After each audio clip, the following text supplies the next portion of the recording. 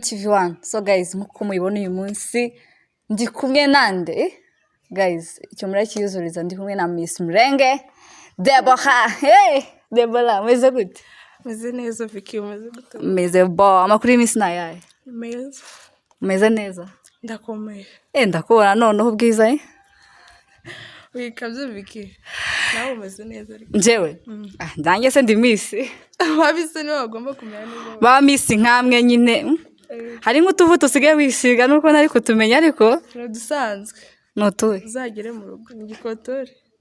Ni wabinkora gikotori? Cyane. Deborah, nicyo waruduteguriye muri iyi minsi warabuze ntago tukibona ku ma social media byagenze gute? Ntago nabuze. Nari mfashe pause.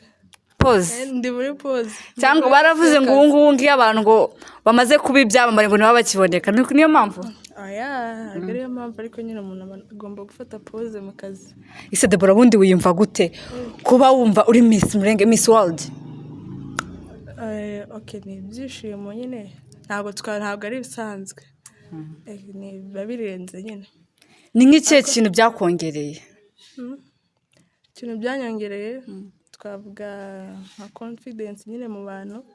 Hari ukuntu ugera mu bantu nyine bikangombwa ko uba umugabo. Ni nka ko ravuga. Umugabo? Nyine uhagarara nyine ukavuga mu bantu. Kubera atari tufite. Mbese ubu ngubu haba hari event ahantu ugahaguruka Deborah ukavuga nyine nka Miss Mulenge? Hari ahantu nyine bigusaba ko wishakamo imbaraga na confidence muri wowe nyine, si nk'uko byari kera nk'uko wajya ahantu nyine bikaba nk'ibisanzwe ugataha gutyo, ariko ubu ngubu nyine byarahindutse. Hari aho ugera bikagusaba gukomera. Ese ubundi wewe iyo wirebye ririya kamba wafashe wewe ubona ari nk'ikihe kintu cya mbere bagendeye bavuga ati reka tubwire ino kamba? Okay, ntacyo umuntu yavuga ngo kiri specific bagendeyeho kubera ko twari turi kumwe nawe urabizi, ariko wenda nk'uko babivuze abajaji harimo ubwenge, ubwiza, confidence, nyine ibintu biraho. Ntabwo ko ari njye wari bifite njyenyine, ariko tuvuge ndakora amahirwe. Ariko bataratangaza Miss Mulenge wiyumvaga gute? Wabonaga uzatsindira ririya kamba cyangwa waravugaga ati wabonaga ko nawe muri babandi barya akabenshi? Nyine ugiye nko mu marushanwa uburire nyine nawe ugiye uzi ko uzavamo wenda utsinze, niko twese twari tuzi. So nibyo byiringiro twari dufite, si ukuvuga ngo hari umuntu wari ubizi ko azatsinda. Ni nk'uko nyine ujya mu marushanwa uzi ko nawe watsinda. Gusa iyo muri mwirushanwa ubona ati byanga byakunda uyu muntu haba ari nk'aba muntu bati turi guhangana, ukavuga ati wenda uyu muntu mbamona ko yantsinda akaba ari wa Miss Mulenge. Ni nkande wowe wabonaga wa Miss Mulenge utaramutse utsindira kamba? Sinavuga ngo hari uwo, kubera ko ni ibintu bitatekinze time ndende, twabikoze mu byumweru bibiri, sibyo? Bibiri. So amarushanwa taking ibyumweru bibiri nabyo bitari buri munsi, ari iminsi. Ntabwo bavuga ngo hari umuntu uri kubona muhanganye cyane, ariko nyine bari barimo. Navuga ko ari bose. Ni bose kabisa. Buri muntu yari yagiye azi ikimujyanye, azi n'icyo ari gushaka. So ni bose. Ese Deborah, ni ihe projet wari ufite? Urabona hariya hari ukuntu twavugaga nyine ibintu biraho byihuse, ariko ubu ngubu wadusobanura projet wari ufite? Okay, projet nari mfite yari yo kuzamura abajene b'abanyamulenge, ari nayo nkirimo. Nyine yaratangiye nuko itagiye kuri social media, ariko irahari nyine yo kuzamura abajene duhereye ku bana n'abantu bakuru, ariko babajene nyine. Kubazamura mu bihe buryo? Okay, abajene nyine tukabazamura mu buryo bwinshi, ariko nari na specifyinze mu byo kwiga. Kubera ko muri ino minsi nyine mu bintu byinshi dufite gukora, ishuri naryo riba rikenewe. So na specifyinze mu kwiga abo dushoboye nyine tukabishura za minerivare, ibintu nk'ibyo ngibyo. Mbese muri ibyo bintu ukora waba ufite abantu babigufashamo cyangwa urabikora ku giti cyawe? Cyane ntabwo nabishobora njyenyine, ni ibintu bigoye. Abajene n'abanyamulenge ni benshi, barahari abasponsa, ariko ntavuga ngo nabahoraho. Ni babandi nyine umuntu akakubwira ati nabonye ibintu uri gukora, nagufasha iki, bakaza gutyo. Harimo n'aba boss nyine ba OG na ba Sam. barahari abaterankunga. Hanyuma muri Miss Mulenge bari bavuze ko uzahabwa amahirwe yo kwegukana ikamba, azaba afite salo imukorera mu mutwe, afite amafaranga ye 20,000 amadolari 200, 20,000 by'amanyakenya ya 15k. Urahembwa? Guhembwa ko ndahembwa, ariko salo wapi? Ariko salo ntabwo nabyumvisha, ahubwo salo uwo nzi bayihaye ni Miss Photogenique. Oya, hariyo agira se? Hariyo abamukoreramo? Oya nyine ngiye sinzi niba narumvisha nawe, ariko ngiye Miss Photogenique niyo numvisha ko bamuhaye salo y'ubuntu. Nk'ibyo icyo nzi ni uko bavuze uzegukana ikamba rya Miss Mulenge niwe uzaba ufite salo imukoresha mu mutwe, afite n'amafaranga agomba guhembwa ku kwezi. Guhembwa ko ndahembwa, ariko salo wapi? Salo sinabesha, nteretse bitaratangira, wasanga biri mu nzira. Turacyari hafi, mu mwaka uracyari mu kwa 3. Ese Deborah, ni iki kintu cya mbere cyakuzanye hano mu Rwanda? Kubera ko igihe wamaze gutsindira ririya kamba rya Miss Mulenge wahise numvishe nk'igihe gito mbitanumva ngo waje mu Rwanda. Waje mu mpamvu z'akazi se cyangwa nawe waje mu mpamvu z'umurenge? Muri iyi minsi usigaye wumva abantu ngo bagiye mu Rwanda ukamubona nyine amafoto yabo bakoze umurenge, cyangwa nawe nizo nzira? Aya ntabwo ari umurenge, mu Rwanda niho ababyeyi baba. Naje kubasura, niko nabo. Mbese waje muri vacances? Ndakubona uraryoshye. Naje muri vacation yo mu rugo. Hanyuma Deborah, kuva wewe wajya ku Miss Mulenge, ni nk'ikihe kintu ubona kibuze mu rubyiruko rwacu, aribo bakobwa ndi kuvuga uyoboye? Ni nk'ikihe kintu ubona babura, ukaba wavuga ati kino kintu ndakinenga, ukaba wahagarara ahantu ukaba wavuga ati njyewe ndinenze kino kintu gihinduke nko mu rubyiruko rwacu? Cyane cyane ikintu mbona mu rubyiruko rw'abakobwa b'abanyamulenge, bagira ignorance. Ignorance ni ikintu kinyamulenge. Ignorance, katubivuge gutyo, ariko barabyumva. Abakobwa b'abanyamulenge kenshi bakunze kugira ignorance, nyine bagafata ibintu nk'ibisanzwe. Tuvuge na nk'iyo bya Miss Mulenge habonetsemo abakobwa bari 20. Umva urubyiruko rw'abakobwa rurenze urwo ngurwo rukubye nk'10. Ubwo rero iyo tuza kuboneka turi benshi byari kuba byiza. Icyo ni kimwe cyerekana ko bafite ignorance cyane. Mbese icyo nabashishikariza ni ugufata ibintu nyine bagafata ibintu bakabigira seri.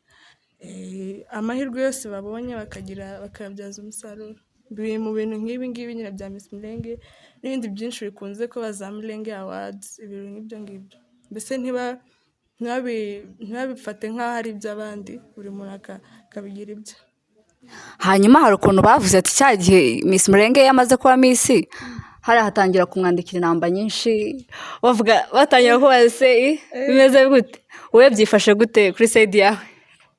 Inamba zo zaranditse pe, zaranditse nyinshi, naba ntashubije wenda nta mutima mubi, nabivuga gute? Nta mutima wavuga ngo ntiwabashimye se? Wumva washuje washakaga? Si ukutabashimira, urabona muri cya gihe nyine abantu bakwandikira ni benshi, kandi ntujya upfa kumenya icyamuzanye cyangwa se icyo agamije cyangwa icyatumye akwandikira. Ariko si ibisanzwe ntizakwandikiye. Oya njye ko nazanyandikiye, ni wowe Miss. Oya Vicky zarakwandikiye nawe? Njyewe? Oya njye namba ntazanditse, ahubwo wenda kubaza ni gute utatwereka akarero ukuntu. Namba zo zaranditse, ziracyarandika nyinshi. Hanyuma nka Miss Mulenge, mbese ukuntu wisobanura ukavuga ati urubyiruko ntago dufite, mbese mu bucu bwacu ntago dufite uburinganire. Uburinganire ubona tudafite ni nk'ubuhe? Uburinganire mbese ngiye mbona bituruka ku babyeyi, kubera ko nta nubwo twabarenganya, biterwa n'ahantu bakuriye. Urabona muri Congo nyine abakobwa bari abantu bo mu nzu, abahungu nyine akaba ari bo bashyira hanze, mbese bakabaha za opportunities nyinshi. Njye mbona ariho byaturutse, ariko muri ino minsi ubona bitangiye gushira, kubera ko twaje muri bino bihugu nyine tukavuga ngo ni nko mu mujyi. Birahinduka, ababyeyi ubu ngubu batangiye kubyumva, bari gutanga amahirwe angana ku bakobwa n'abahungu. Hari n'ukuntu numva mbwiriye nyine muri Congo, hari ukuntu abahungu babajyanaga ku ishuri, abakobwa bagasigara mu rugo, ariko ubu ngubu usanga bose bari kwiga bakanigira mu bigo bimwe. Amahirwe nako uburinganire mu bana b'abakobwa nyine n'abahungu mu banyamurenge ritangiye kuza. hanyuma Deborah ni nk'izihe challenges wahuye nazo muri kijya gihe ukimara kubona ririya kamba rya Miss Mulenge? Urabizi si ibintu wari umenyereye, byanga byakunda ushobora kuba warahuye na some challenges twe tutazi. Okay, challenges zagaragaye navuga ko wenda hari nk'ukuntu nk'izo nimero uri kuvuga nyine abantu benshi bakwandikira bamwe ntubasubize agatangira nyine yatangiye kwirya ngo yatangiye kwirya ibintu nk'ibyo ngibyo ngo yabonye agafaranga nyine. Navuga ko ari nk'izo challenges. Wenda izindi ni ukuba tuvuge hari ukuntu abantu ba expectinga ko umeze ariko bagasanga atari nkako, mbese babigereranya na za Miss Mulenge nako za Miss z'ibindi bihugu, mbese bagashaka kugereranya ibintu nk'ibyo ngibyo ariko ntibisanzwe. hanyuma dukurikije ko uba wumva ari nk'iki kintu ushaka kuzaba mu bwoko bwacu aribwo banyamurenge, uba wumva ari nk'iki ushaka kuzahindura mu bwoko bwacu nka Miss Mulenge? Guhindura guhindura sinakivuga ngo specific ni ikihe, ariko nyine ndashaka kugira impact mu banyamurenge, mbese ikamba ryanjye ntirigapfa ubusa cyangwa ntirikagende gutyo. Hari impact nagira mu banyamurenge, ariho mboneraho navuga se ko ari ukwamamaza, ni nko kwamamaza mbese projet zanjye. Twishyurira abana ishuri nyine, waba ufite ubushobozi ubwo ari bwo bwose ariko bw'amafaranga yadufasha tukagira icyo dukora ku bana b'abanyamurenge. Wow.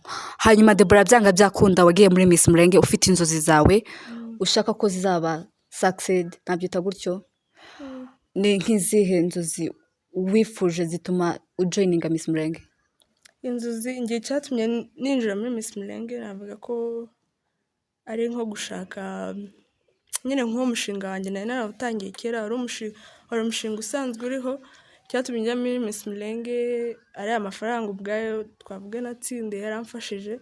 Ikindi ni izina, kuba nyine ndi Miss Mulenge, kuba naku-approachinga nkakubwira icyo ndi gukora byakoroha kunyumva kurusha uko n'abandi mu buzima busanzwe. Rero ni nk'icyo cyanjyanyemo mbese kwagura iriya projet, kandi ndabizi ko bizakunda. Ese projet yawe uba ushaka kuyagura nko mu buhe buryo? Mbese nk'ubu ngubu turi kwishyura abana bake cyane, ariko nyine tubonye abaterankunga babyiyumvamo neza cyangwa mbese babifitemo ubushake, twakwagura nyine twishyura abarenze abo twishyurira.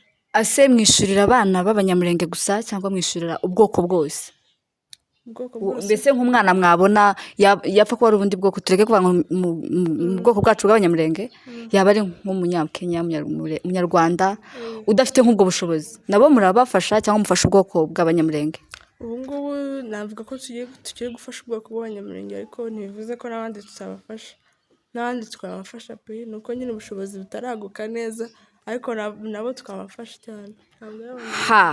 hanyuma Deborah, tugaruke tena ku kibazo cya Miss Mulenge. Miss Mulenge, iyo utagira amahirwe yo gutsindira iriya kamba, ni iyihe mpano yindi uba wumva wavuga nshaka kuzayikuza, nindabona kino nzabona kino? Impano oya, ndabyibuka ko muri boot camp wari umubyinnyi wakamejeje. oya biriya ni ibisanzwe. Si impano yawe? Aya si impano, sinavuga ko ari impano. Impano yawe ni iyihe? Impano njye nkunda gufasha. Nonese gufasha ni impano? Ntabwo mbizi ko ari impano. Oya, gufasha ni umutima mwiza n'urukundo uba ufite. Nonese twese turafasha. Oya, iyo ufite uwo mutima, se umuntu udafasha undi wumva afite uwo mutima, uwo si umutima mwiza. Umutima biki? Ni ukuri ni umutima. Ntabwo ari umutima. Njyewe numva ari umutima. Sinabihagarara ko ari impano, ariko nawe wasanga ari. Nayo iri mu mpano, wowe tekereza ko ari impano? Wasanga ari cyane, njye ntekereza ko ari impano kubera ko atari benshi bishobokera. Oya, ariko urumva n'ubundi projet yawe yari ugufasha, ariko byanga byakunda uvuga ati njye mfite iyi impano, iramutse idaciyemo nzakora iyindi, urumva ntabwo byabura. Wapi impano se? Navuga nk'iyi wapi, impano yo gushaka buriya ntabwo ibihari. Ntabwo ibihari, ariko wenda hari ibintu umuntu aba ashoboye gukora cyangwa abakunze gukora, ariko ntabwo ari impano. Ese Deborah, kuri wowe uba wumva umukobwa w'umunyamurenge agomba gushaka ku myaka ingahe? Imyaka nko mu kihe kigero?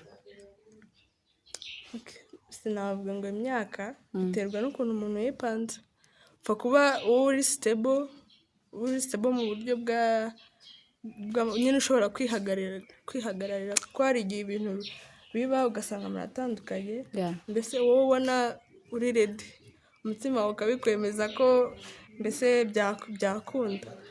Kuko ndabyibuka cyane muri Miss Mulenge abiyamamaje bagumye kwibanda cyane kuri icyo kintu, ngo urabona ngo mu bwoko bwacu ngo abakobwa ngo nta kindi kintu batekereza ngo uretse gushakwa, ngo kandi ugasanga bashatswe bafite imyaka mikeya bakiri ba under age. Ibyo bintu byagumye kugaruka cyane babivuga. Wowe ubibona hiki, ubivuga hiki? Birahari ariko njye mbabona nta mpamvu yo kujajinga umuntu. Buriya wasanga urabizi gushakwa ntabwo ari ibintu gusa upfa kubyuka ukavuga ngo ngiye ugatekereza. Yego, biba ari ibintu wabanje gupanga, kandi ntiwavuga ngo umuntu ni under age kubera ko kugira ngo nyine n'ababyeyi bamwemerere gushakwa baba babonye ko imyaka yiwe ibikwiriye ari sawa, mbese umuntu wenyine yiyumvishamo ko ari stable yabishobora, yashobora urugo, njye mbona yashakwa. Ariko uretse ko bitavuze nyine ko abantu bashakwa nyine for the sake, ugomba gushaka wabitekerejeho ubona ko uzabishobora, atari ibintu byo kugenda ngo iminsi 2-3 wagarutse watashye. Hanyuma muri Miss Mulenge hitabiriye abakobwa bakeya, kandi nyamara Kenya dufite abakobwa benshi, yari Miss World mbese ibihugu byose, ariko hitabiriye abantu bakeya. Icyo ni ikigaragaza ko abakobwa b'Abanyamulenge bado bagifite ka kantu ko kwitinya. Ni nkihe nama wahereza umukobwa wese uri bukurikire kino kiganiro? Abakobwa bose uretse ko nabo tutabarenganya, hari bamwe ababyeyi babo mbese bakanira, ariko uwo mubyeyi we abohokeye namuha inama yo kubijyamo, kubera ko ari ibintu byemewe, twavuga ko byemewe n'amategeko, ari ibintu bikorwa n'abantu b'inyangamugayo muri sosiyete. Mbese ni ibintu nakangurira buri muntu wese kubijyamo, kugerageza amahirwe yiwe. Ni ibintu byiza, njye mbona ntari byari. Mbese umubyeyi wawe akubohokeye nawe ubyiyumvishemo, atari gupfa kubijyamo gusa, wageramo ugahura na disappointment ukababara, ariko wabigiyemo wabyiyumvishijemo byakugiyemo, njye mbona ntari we. Ese buriya wowe igihe wagiye muri Miss Mulenge ntabwo wumvaga bakubwira reka abandi ibintu nk'ibyo? Urabizi abantu bamwe bajya ngo se ngo ugiye gukora iki, ngo hari ugiye kwakora iki, ibintu nk'ibyo ntabwo bijya bibura cyane. Abantu nk'abo ngabo ntibabura, ariko iyo waba ufite support y'abantu 2 cyangwa 3 ibihagije, mbese babandi bandi ukabima amatwi. Wowe mbese wanyu bari bagushigikiye? Mu rugo bari banshigikiye kabisa. Icyambere nuko wowe ubyiyumvamo, urabona utabyiyumvishijemo umuntu 1, 2, 3 bakaza bakakubwira se wagiye gukora iki, biriya ni ibiki urimo, wahita ubivamo vuba. Ariko babanje kubyiyumvamo wowe byakugiyemo biroroha cyane. Niyo abantu baguca intege ntabwo wahita ubivamo ngo ni ukubera abantu bakubwiye. Mulenge wari kubyitwara muti kuko abantu benshi bavuze Deborah, wowe wabyitwaramo nka gute? Iyo ntaritsindira nakubwiye ko ari kugerageza amahirwe, nyine nari kubyemera uko byaje, wenda nkagerageza next time. Wari gusubiramo se? Mbese gusubira kwiyamamaza next nyine mu yindi? Twari kuzabimenya next igeze. Twari kuzabimenya next igeze cyangwa nawe uri kwitukuramo akarenge? Okay, sinzi, ariko no kugerageza amahirwe bwa kabiri nabyo si bibi. Hanyuma Deborah, ndagushimiye ku kiganiro cyawe cyiza umaye, mbese sinabona uko ngushimira. Hanyuma uravuga ijambo rimwe ubwira abantu bose babashe gukurikirana kino kiganiro, ari abakobwa uyoboye nka Miss Mulenge cyangwa se urubyiruko rwose aho ruherereye, n'abakuru n'abatoya, ugira icyo basangiza nka Miss Mulenge. Imagine ko ufite speech imbere y'abantu, ugire nk'icyo usangiza abantu bagukurikiye. Okay, cyambere mbanje kuboneraho umwanya wo kubashimira abansapotinze, bamvotingiye, abampamagaye, bampaye encouraging words, mbanje kubashimira. Hanyuma Abanyamulenge bose n'urubyiruko, icyo nabashishikariza ni ukwigirira icyizere, kuko twebwe nk'ubwoko bwacu mbese hari ukuntu turi undermined, kubera ko nta gihugu dufite niko navuga. Ariko icyo nabashishikariza ni ugushaka amahirwe aho aboneka hose, mbese ntitwicare ngo turinze igihugu nk'uko kibona amahoro ngo tugasubirayo ibintu n'ibyo ngibyo abantu baba bafite mindset nk'izo ngizo cyarabashishikariza rero nk'abanyamurenge bari ku isi mbese ni ugushaka amahirwe aho aboneka hose niba ari ukwiga ubonye amahirwe yo kwiga ukiga niba ubonye amahirwe yo gukora ugakora mbese ukabihagurukira n'umutima wose kugira ngo n'igihe tuzagira amahirwe yo gusubira iyo twavuye bizatworohera mbese tuzaba dufite abantu bari sharp nyine bizanatworera kuzamura igihugu vuba. Yego Deborah, Miss Deborah, nawe suri ko guciye mu ijambo gushimira nawe kuba wampaye no mwanya ukuza kuri channel yawe. Mwakoze. Murakoze natwe twishimiye kubabona waheshimiwa. Miss Mulenge, guys, keep doing subscribe to our YouTube channel. Turabakunda cyane. Ciao ciao.